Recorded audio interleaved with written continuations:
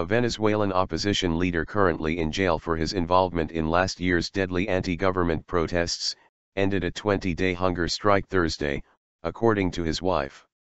"I received a call from my husband, at Daniel_Ceballos, he told me that he had decided to stop his hunger strike today," Patricia de Ceballos tweeted, adding that her husband was being given nutrients intravenously.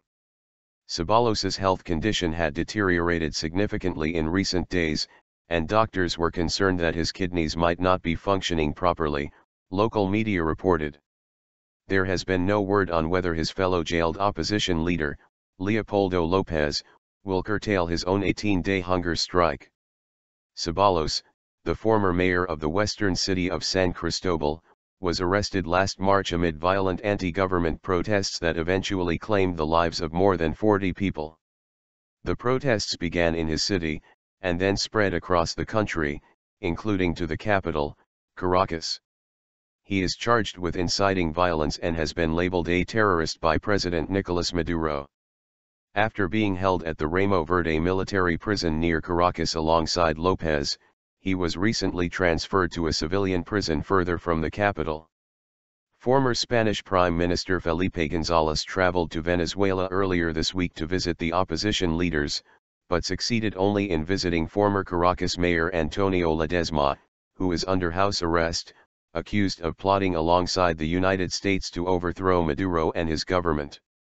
González also visited relatives and legal teams representing the opposition figures but left the country Tuesday after failing to gain access to jails to visit López and Ceballos, or to attend court hearings.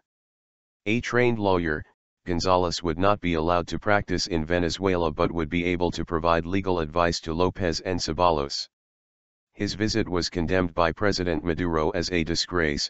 "Felipe, nobody cares about you, you are repudiated by the whole country," Maduro said Wednesday.